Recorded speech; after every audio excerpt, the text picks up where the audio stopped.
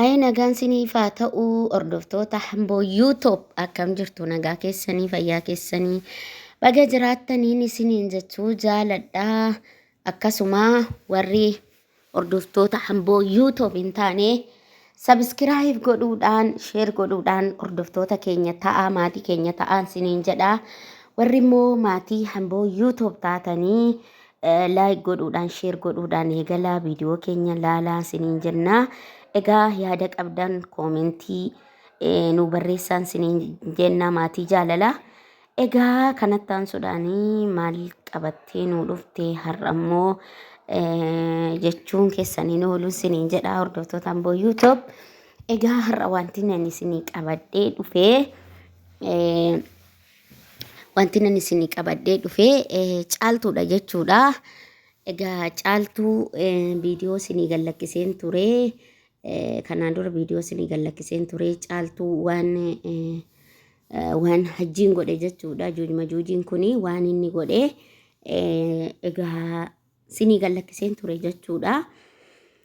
Isinii gallakkiseen ture akkasuma kanan isinii gallakkisee waa'ee inni shaanxaa keessa waan adda addaa kaa'uu fi mana ishii keessa waan jiru soofaa adda addaa gurratee isaa gurgurachuu jedhee akka kaamilaan itti dhufteenii siniif gallakkise jechuudha hordoftoota kiyyaa.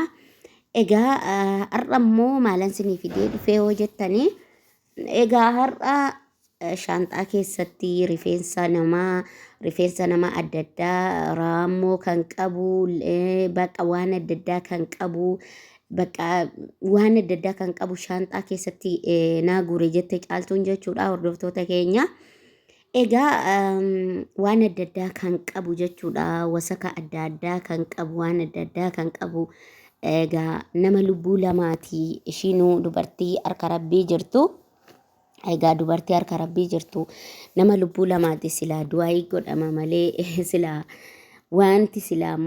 wanti silaa nama kaanittuu godhamu malee ishiirratti hin godhamu.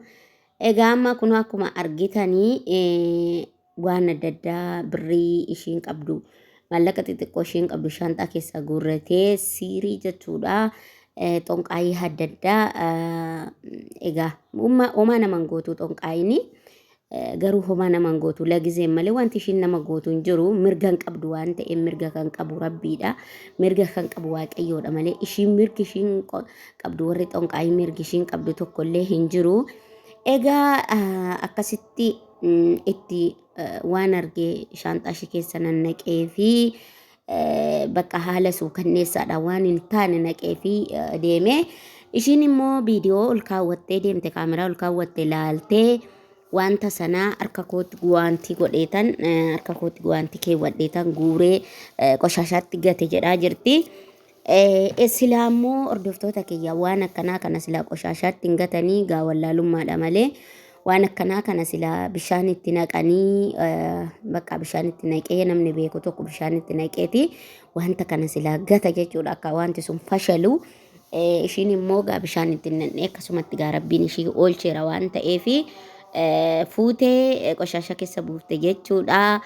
Isa immoo ammaan kana hajjii waamanii kaamilaan hajjiitti bilbiltee hajjii waamtee. Maali inni ati shaanxaa caaltuu keessa naqxe suni maalidha inni jennaan ani edda guyyaa sadiiti asuun dhunnee hasuun ejjennee ani waanan as dhufe hin qabu waanuma tokko jedhee kaade jechuudha hordoftoota kiyyaa. Waanuma tokko ani hin goonelleedha waanuma tokko waanan ani godhellee hin qabu bakka hin goone ani hin goone. Ani hin goone jedhe jechuudha. Egaa kaamilaan giddiidhuma maal hin goone ati viidiyootu jira ati maal hin goone wanta ati hin goone hin jiru waan hundaa godhaa jirta waanuma ati gooteedha hundumti isaayii gootee jirta jetteen jechuudha hordoftoota kiyya.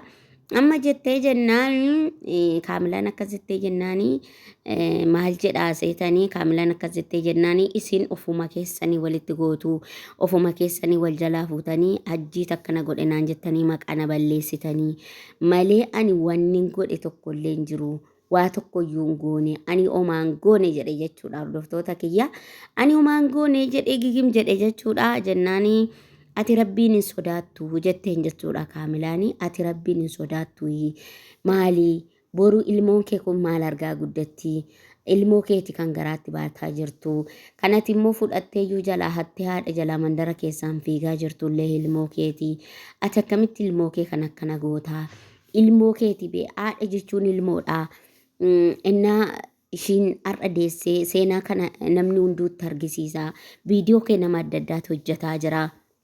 Waan ati hojjettu kan viidiyoodhaan mul'ataa jira gadi ba'ee maaliif akkana gootaa yeroo mara maaliif waan suukanneessa kana dalagdaa jetteen jechuudha kaamilaanii. Inni immoo ofii keessanii walitti gootaniiti jedhe gigim jedha jechuudha hordoftoota kiyya. Namichichi baay'ee mataa jabaata jechuudha. Kan akkanaa garuu asumaan du'aa godhadha hordoftoota amboo YouTube. Nama akkanaa rabbiin isinitti hin qabinii ollaa keessanillee rabbiin hin kaayinii nama akkanaa maaliif ollaa namaayyuu yoo taa'e nama balleessa namni akkanaa jechuudha.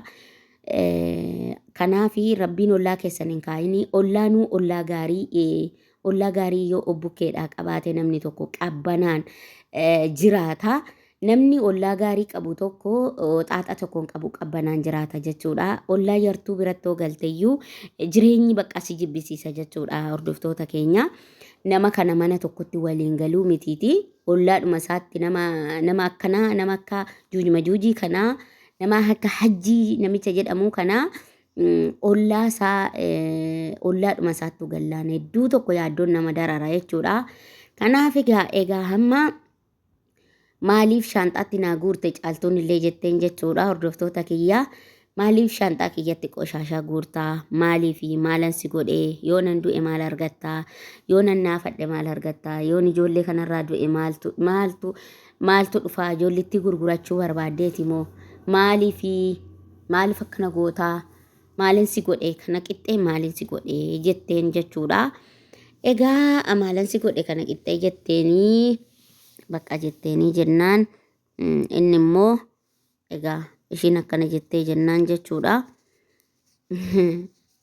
Maal jedha inni ani jedheeni noo du'uu dhiifte akka barbaadde taate maaltu na galchaa ani wanni na galchullee hin jiru. Ani garuu wanti sitti godhe hin jiru wanti godhes hin jiru. Isinumatu walitti godhe jedhee morme jechuudha. Hordoftoota kiyyaa akira immoo maal jedhe seetanii akira immoo ka'aati mee buna dadanfisa waan tokko urgeessaa mana urgeessaa mee muuzii faa burtukaana faa tuffa'aa faa waan akkasii kana rattabaa fidaa waan akkasii kana godhaa isa darbeef dhiifama inni jiru inni ta'e akkuma jirutti ta'ee jedhe isayyuu nama na seetanii inni jiru akkuma jirutti ta'ee isin immoo ka'aame waan nyaadhufaa fidaa jedhe jennaani caaltuun. Ati jetteeniin ati waanuma nyaataa fi waan dhugaatii qofaa kanatti ariitu yeroo mara waan nyaataa fi waan dhugaatii irraa afaan keessin bahu miti siin jetteen jechuudha caaltuuni. Arrabni keessanarraan bahu sanarraa baanaan hin duutaa miti ati jetteen jechuudha. Inni immoo maaliree waan nyaachaa malee sila maali jedheeni.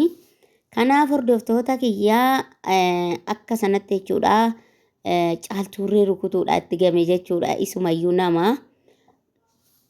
Rukutuudha hedduu tokko rukutuudha itti game jechuudha caaltuu rukutuudhaaf baay'ee tokko itti game jechuudha. Egaa lubbuun keessa jira nama waan ta'eef rukutuudhaaf baay'ee tokko itti game siniin jedha hordoftoota kiyyaa achumaan kaamilaan jidduu buutee maal rukuttaa miti gattaa ijattee dhorkiteen siniin jedha hordoftoota kiyyaa. Egaa nama akkanaa rabbiin isinitti hin qabin siniin jedha.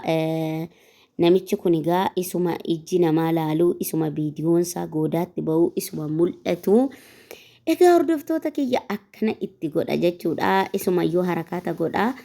Isa viidiyoonsaa goodaatti mul'atu waan hundisaa goodaa jiru waan hundisaa beekamu inni immoo harakaata adda addaa harakaata godha jechuudha. Egaa inni harakaata godhus gaa boodarraa ka'aatii buna